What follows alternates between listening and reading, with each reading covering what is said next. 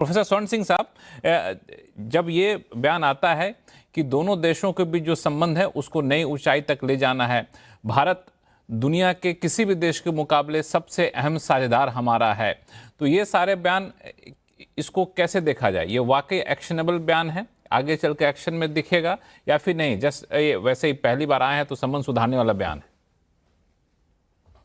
हाँ, मैं सहमत हूँ बाकी पैनलिस्ट के साथ कि पहली जो उनकी भाषण है न्यू दिल्ली पहुंचकर मीडिया को, जो यहाँ की आम लोगों को जो एम्बेसी में आए उनको संबोधित करते हुए, ये एक ऑप्टिक्स का हिस्सा है और उसमें उत्साह और सकारात्मक रुख या रुझान स्वाभाविक है कि उनकी तरफ से अपेक्षा ऐसे ही थी।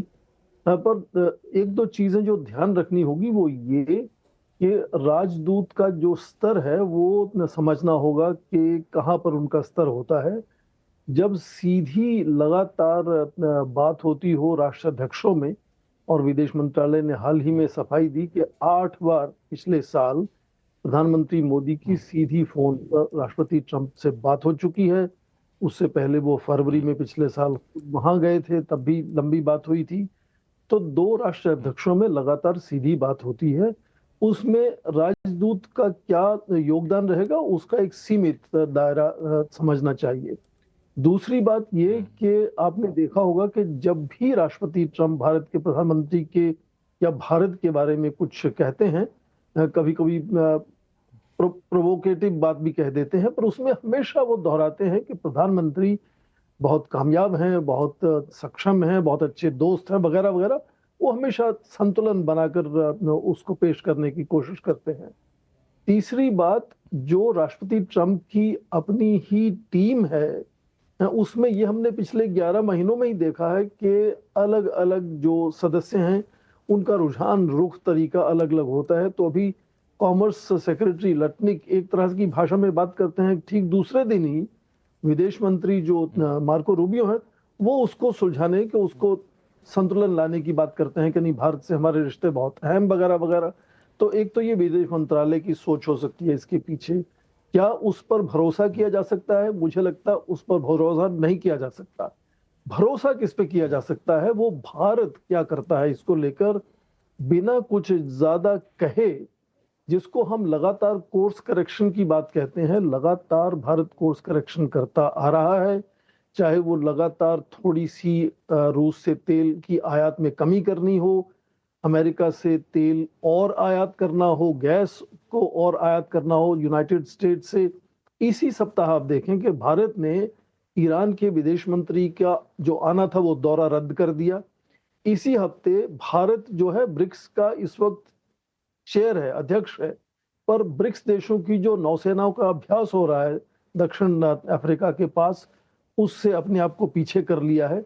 तो लगातार ये जो कोर्स करेक्शन करने की कोशिश है भारत की, वो मुझे लगता है उस पर भरोसा ज्यादा किया जा सकता है कि किस तरह से भारत लगातार कोशिश कर रहा है कि अमेरिका के साथ जो उनकी अपेक्षाएं हैं, जो उनके राष्ट्र हित उनको लगता है कि उनको साधने चाहिए, उनमें कहीं बीच में तालमेल या संतुलन बनाने की लगातार ये जो कोशिश भारत की तरफ से है, उस पर मुझे लगता है ज्यादा भरोसा करना चाहिए। राजदूत क्या कहते हैं उससे मुझे नहीं लगता कुछ ज्यादा फर्क पड़ता है।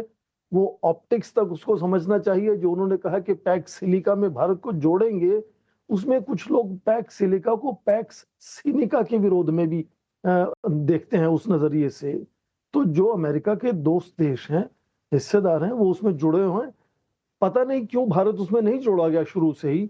उनके अपने कुछ देश जैसे यूनाइटेड अरब एमिरेट है, कनाडा है, यूरोपियन यूनियन है, नेदरलैंड है, वो भी उसमें सदस्य नहीं बन पाया अभी। वो केवल उनको स्पेशल इनवाइटी की तरह 12 दिसंबर को जो मीटिंग हुई थी उसमें बुलाया गया था। तो उनके अपने ही बड़े कई खास दोस्त अभी उसमें शामिल नहीं है और भारत भी नहीं था।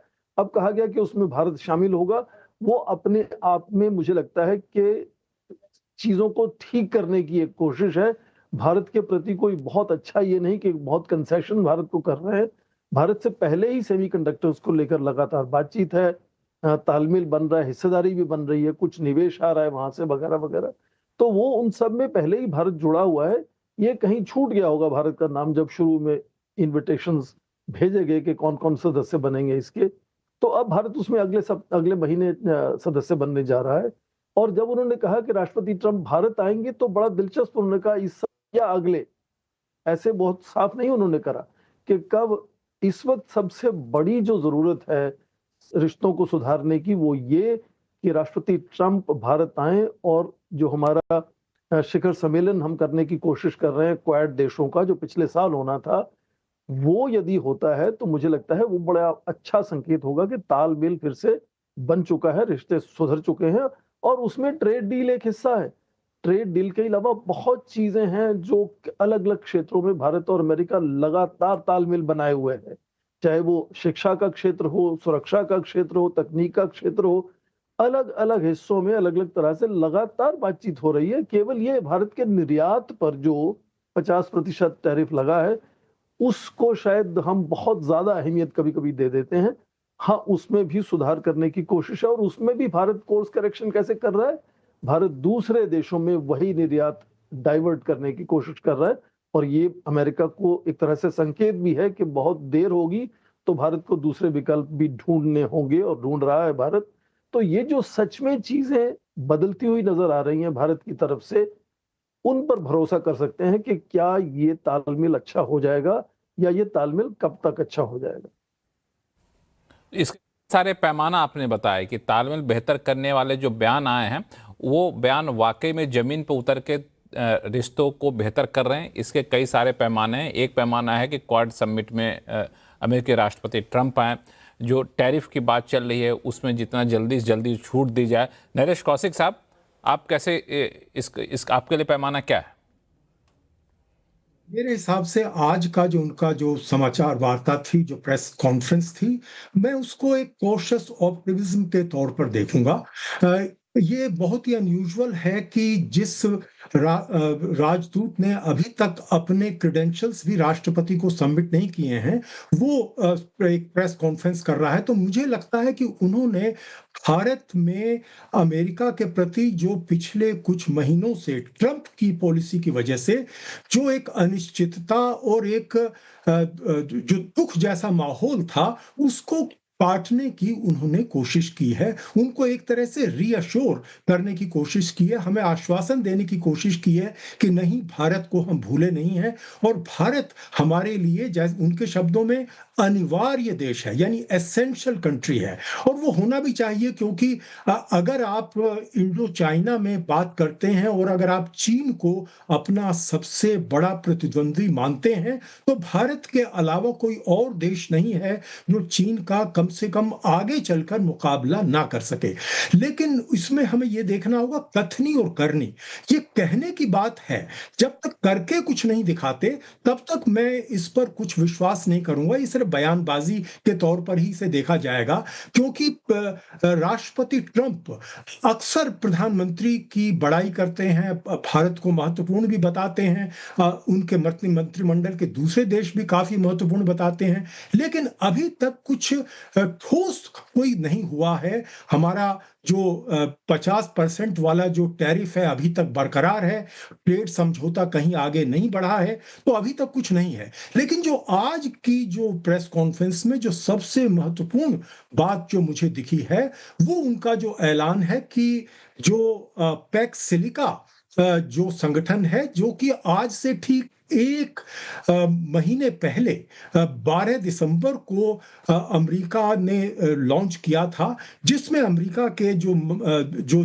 जापान है, दक्षिण कोरिया है, इजराइल है, ऐसे यूनाइटेड अरब अमीरात है, संयुक्त अरब अमीरात, उनको शामिल किया। तो हमें लगता था कि भारत को क्यों नहीं शामिल किया भाई, क्योंकि भारत तो, अगर आप कोई चीन के खिलाफ, आप चीन के विरुद्ध अगर आप कोई इस तरह का मोर्चा, आर्थिक मोर्चा खोल रहे हैं जिसमें आपको आर्टिफिशियल इंटेलिजेंस और नई टेक्नोलॉजी की सप्लाई के सोर्स पर बात करनी है, तो भारत तो नेचुरल पार्टनर उसमें होगा। तो मुझे आज इस बात की खुशी है कि उन्होंने ये ऐलान किया है कि अगले महीने ही भारत इसमें घोषित रूप से उनको निमंत्रण मिलेगा।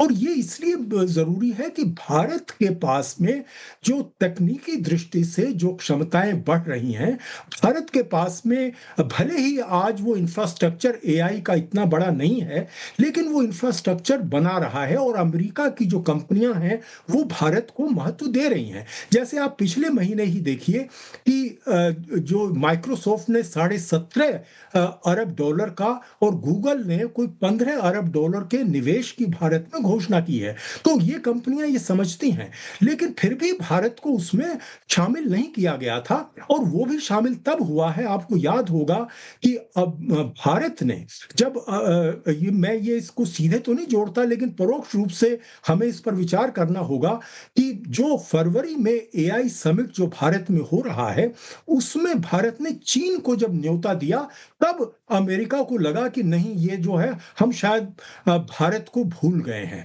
तो मुझे ऐसा लगता है कि ये भी एक वजह होगी कि उनको लगा कि भारत को हमें बिल्कुल इग्नोर नहीं करना चाहिए। ये बिल्कुल उसी तरह से है जैसे जो समिट हुआ था शंघाई में, उसमें जब भारत के प्रधानमंत्री गए थे, तो वहां पर लोगों को अमेरिका में लगा था कि हम भारत को नजरअंदाज कर रहे हैं। और उसके बाद आपको याद होगा कि अमेरिका के तरफ से कई ऐसे बयान आए थे भारत को ये बताने के लिए कि नहीं, हम भारत को भूले नहीं हैं। तो आज भी जो आज सर्जियो गोर ने जो कहा है, वो दरअसल एक तरह का आश्वासन देने का के ही तरफ कदम है, लेकिन जब तक कुछ हो नहीं जाए तब तक हमें उसकी इंतजार करनी चाहिए। हालांकि इस आश्वासन की वाली बात में मैं बता दूं कि उन्होंने जिस तरीके से ऐलान किया, उन्होंने साफ तौर से कहा कि हम इस बात का आज ऐलान करते हैं कि भारत पैक्स सिलिका का मेंबर बनेगा और अगले महीने भारत को इनविटेशन भेजा जाएगा। तो मुझे लगता है कि कोई ठोस इंडिकेशन, आश्वासन वो ट्रंप से लेकर के आए होंगे कि ताकि अपने बयान में कुछ एक बड़ा ऐलान कर दे कि हेडलाइन वाली बात जो कहते हैं, तो वो शायद ऐलान करने की यहाँ कोशिश की।